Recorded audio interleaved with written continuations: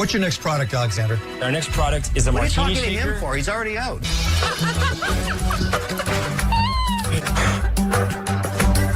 Two women had came to represent their brand Supergirl. The CEO of Supergirl are Marilyn and Sarah Palin's daughter, Marilyn. They are asking for $5 million for 10% of their soup meal delivery service, Supergirl. Supergirl are selling all-natural soups which are handmade with plant-based protein and fiber. They had started their business from a little soup delivery business, which has organically grown into something much bigger.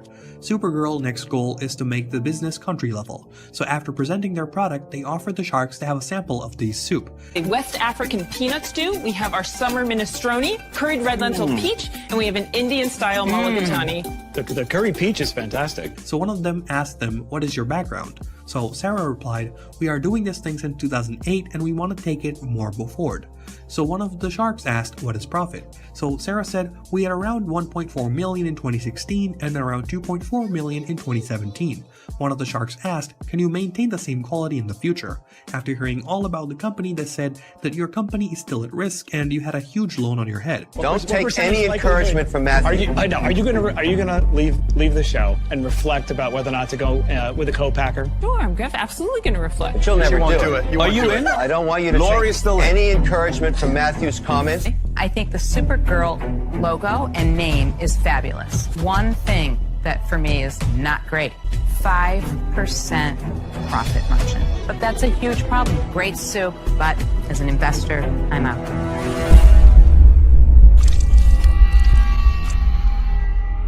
Good luck, guys. In one of the episode, Alexander, he presented his product Prontobev. He's inventor of a new type of wine color. Two of the sharks reject his offer. So one of the sharks offer $100,000 for 50% of his company. The shark said, "There's a lot of competition in market, so you need someone to handle the business, so I'm offering this offer."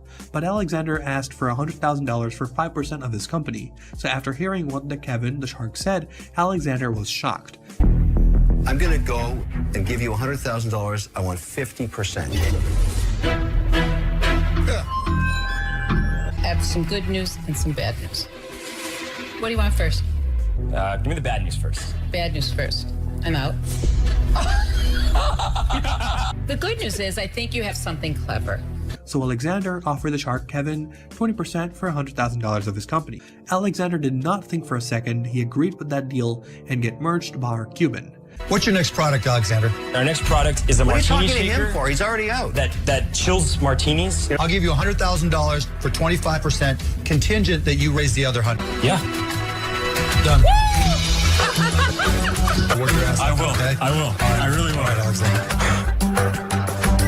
I would take an offer from anybody besides Mr. Wonderful. You're a get the out of here. Oh! Okay, well, are you all out? From Boston, Massachusetts, candidate Manish Sethi asked for $500K in exchange for 3.14% of his business. To stop the sharks from doing the undesirable habit, the candidate explained to them how his product works. Some of the sharks began to chuckle. Additionally, he mentioned their post-launch accomplishments. Pavlok harnesses scientific methods that have been researched for decades. Our users have had incredible success in changing their behaviors. I've always had severe ADD. I could never get myself to actually get stuff done. I hired someone to sit down next to me and slap me in the face every time I went on Facebook. And it very rapidly trains your reptile brain to associate that uncomfortable stimulus with the bad habit. This is based on the Pavlovian principle. He also explained to the shark how he came up with the idea for his firm. The sharks received the samples too. After receiving the product Zapshot, the sharks became alarmed. Mark declared it to be gibberish when the competitor was responding to a question from Robert. Regarding the sales of his product, the candidate was debating with all the sharks. Can you set it higher? Yeah, I'll do it right now. All right.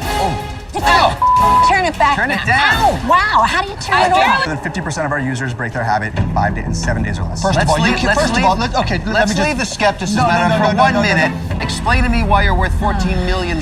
Number one, our sales are great. What are your sales? We actually just began shipping this week. We've sold $800,000 of revenue. Wait, orders. 3/4 of the users were pre-orders and 1/4 of the users were prototypes. You got a booklet These that has are your none of those studies are yours. No, They're no, just no, no. related These to are immersion studies therapy. The contender was debating the sales of his merchandise with each shark. Lori opted out since she said this product was not for her. Barbara also left the session because she said it was difficult and exhausting. Robert claimed that the product's valuation was excessive and that is why he was absent. Mark was already upset with him when he revealed the reason for his absence. As I say, things are either heroes or zeros. For me, this is a nowhere near-o. I'm out. On pre-orders, it's was too much. Right? But you went so over the top with nonsense, and for those reasons, I'm out. Kevin proposed a loan of $500,000 with 7.5% equity for 24 months and 3.14% equity to the man. Since Manish dislikes Kevin, he turned down the offer. I'm going to put it on for 24 months at 7.5% and balloon payment me back in 2 years.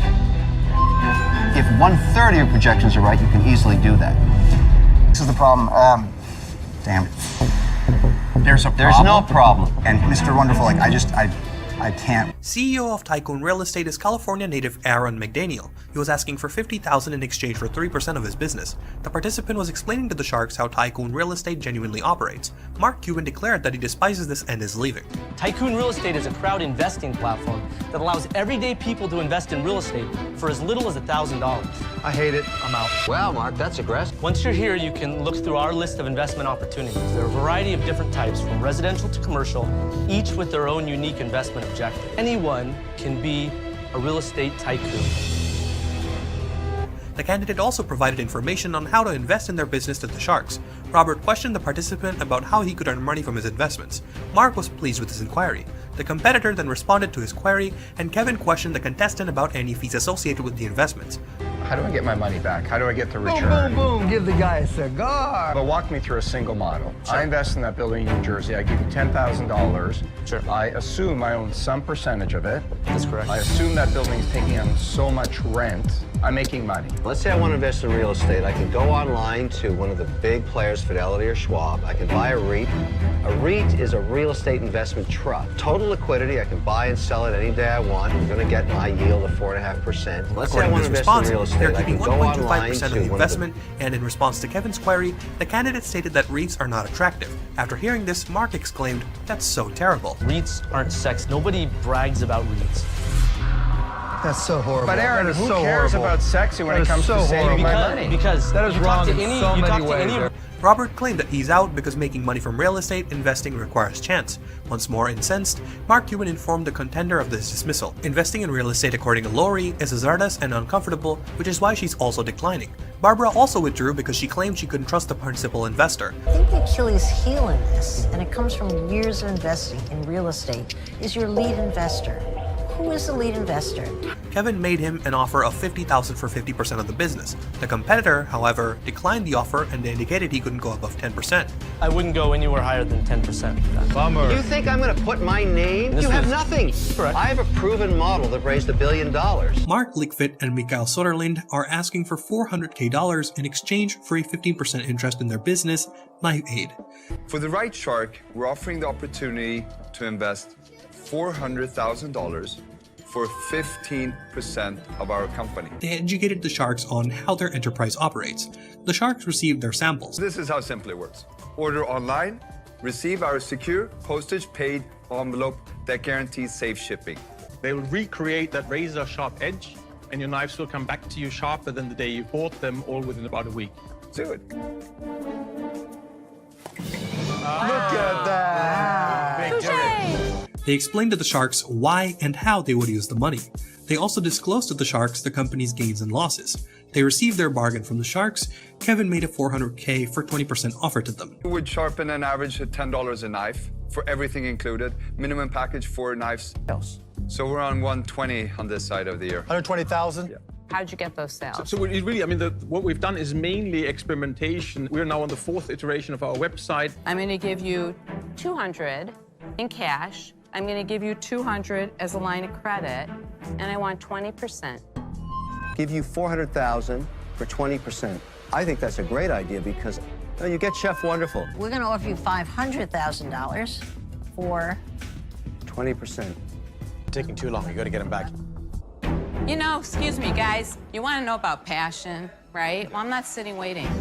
I want